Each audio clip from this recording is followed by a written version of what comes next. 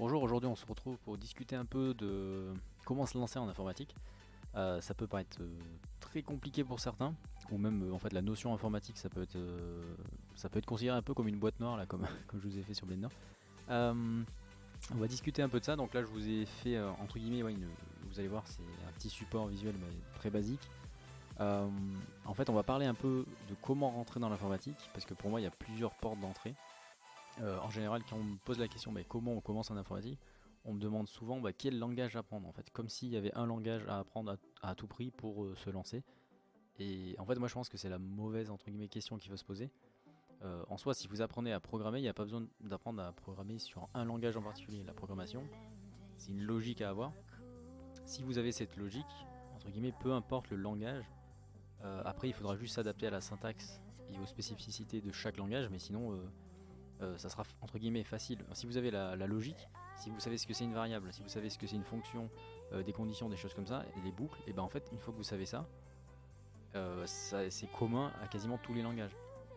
Donc là, ce qu'on va plutôt voir, c'est comment en fait entrer dans l'informatique. C'est vraiment ça l'objectif.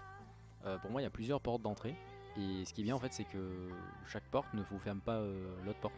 C'est ça qui est intéressant. Donc l'une des premières entre guillemets portes que je propose moi souvent aux gens, c'est la porte entre guillemets d'entrée du web. Pourquoi du web? Parce que en général c'est assez facile à commencer avec ça, et surtout l'avantage c'est qu'il n'y a pas besoin de matériel, parce qu'il y a une autre porte d'entrée, on verra tout à l'heure avec le hardware.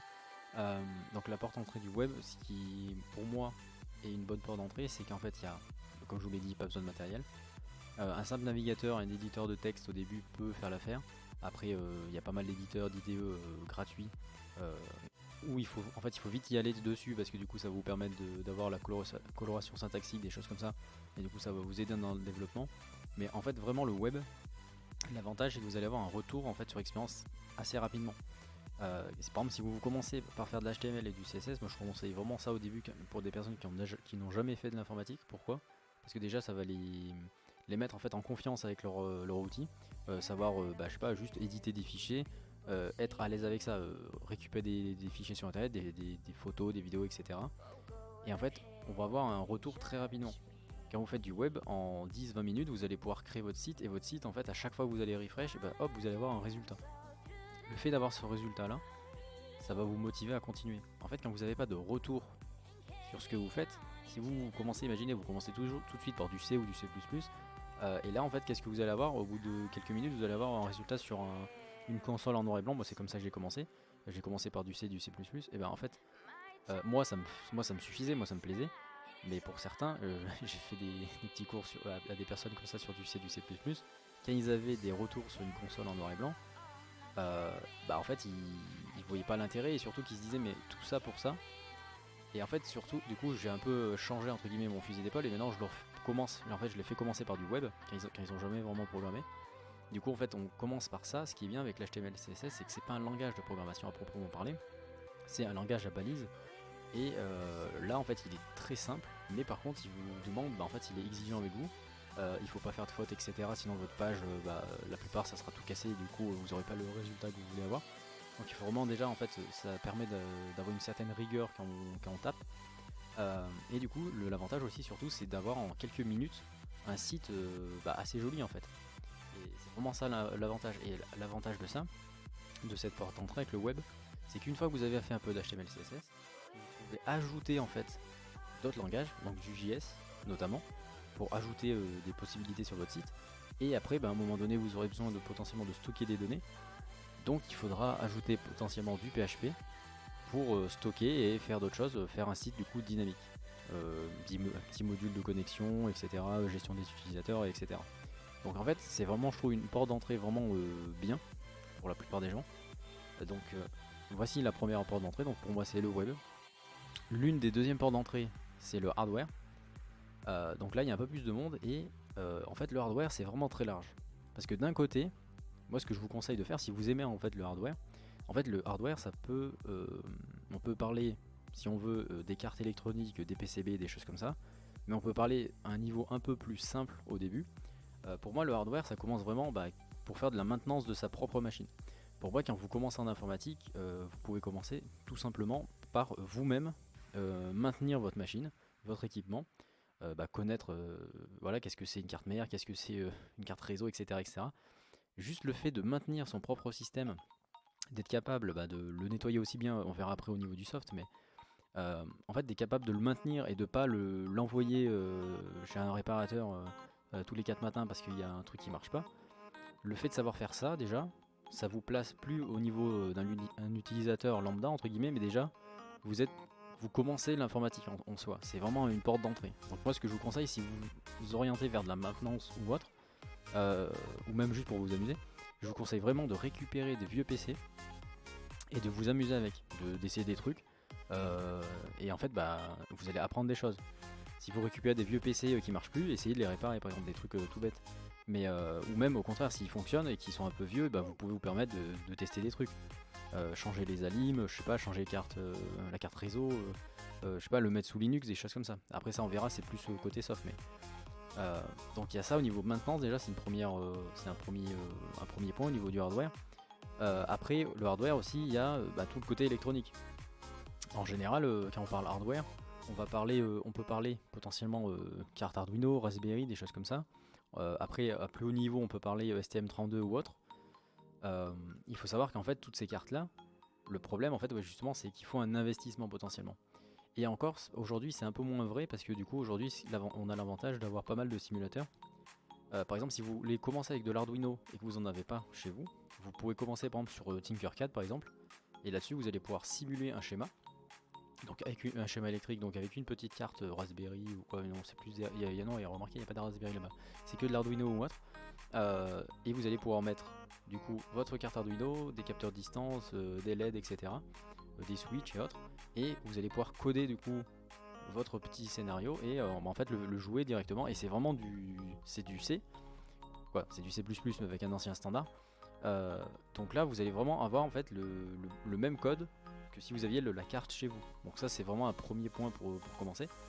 Donc là je vous ai mis les langages qui sont associés pour moi au milieu du hardware. Donc C, C++ et Python. Le Python j'aurais très bien pu le mettre aussi dans le web mais je l'ai pas mis parce que pourquoi en fait pour faire du web avec du Python il faut utiliser un framework. Et quand on commence, en général on commence pas tout de suite avec un framework. Il faut déjà avoir un peu entre guillemets d'ancienneté, comprendre déjà les fondements, les bases. Et après on passera sur un framework. C'est pour ça que je l'ai pas mis au côté web. Mais sachez qu'on peut faire du web aussi avec du Python.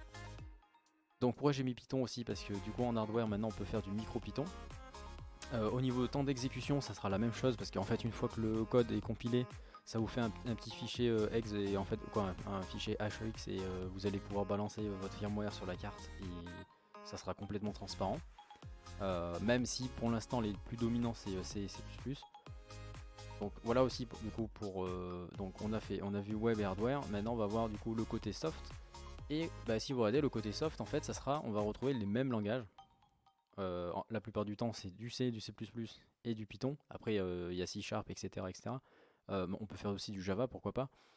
Mais là j'ai vraiment mis entre guillemets pour moi les plus dominants et entre guillemets ceux par lesquels on peut commencer assez facilement en gros. Là moi je vous conseille, si vous commencez, vous faites du C, du C++, je vous conseille de choisir en fait les bons idées au début. Vous pouvez partir soit sur Visual Studio, soit sur Qt Creator, pourquoi pas. Après pourquoi pas CodeBlock si vous voulez, mais je vous conseille en fait d'essayer de coder des petites choses, en fait des petits blocs entre guillemets assez rapides. Il faut pas se lancer directement dans un projet trop compliqué parce que sinon en fait si vous y arrivez pas ça va vous dégoûter et vous allez arrêter. Essayez de faire en fait des petites choses simples mais qui vont en fait attiser votre intérêt. En fait à chaque fois vous allez avoir un résultat assez rapidement et du coup vous allez dire parfait ça marche, du coup je vais aller plus loin. Mettez-vous pas en fait des trucs trop compliqués à réaliser. Dites-vous pas tout de suite imaginez là vous avez jamais fait de C ou de C++, vous dites tiens je vais apprendre ce langage et je vais créer un jeu. Ok mais d'accord, mais du coup limitez le jeu que vous voulez créer. Commencez par exemple par un petit jeu 2D classique, juste un cube qui bouge et c'est tout déjà. Et déjà une fois que ça marche, en fait vous allez fonctionner par le principe incrémental. Une fois que ça marche, vous allez ajouter autre chose. Là le cube il bouge, vous allez ajouter je sais pas une texture sur le cube, etc. Après ajouter un environnement autour, faire en sorte que le personnage puisse tirer, etc. Ramasser des objets. Il faut vraiment en fait le faire en mode incrémental.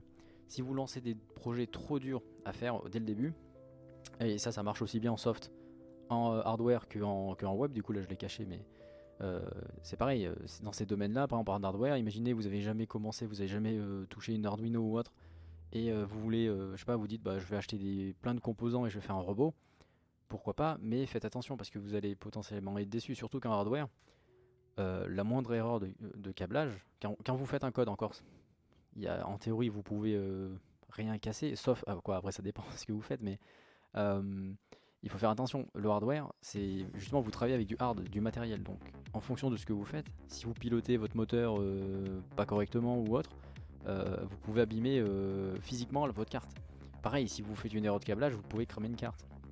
Donc au début, je vous conseille vraiment de maîtriser ce que vous faites. Prenez votre temps. Il y a beaucoup de choses à apprendre, mais justement, soyez en fait entre guillemets méthodique. Faites des petits pas à chaque fois. En fait, vous avez une idée, ok, à la limite notez-la, mais vous dites bah, comment je peux faire pour arriver à cette idée à la fin, et vous allez la découper en plein de morceaux. Euh, Au niveau software, moi ce que je vous conseille, si vous voulez commencer à faire des petits jeux 2D très basiques, euh, il y a pas mal de petites librairies basées sur OpenGL.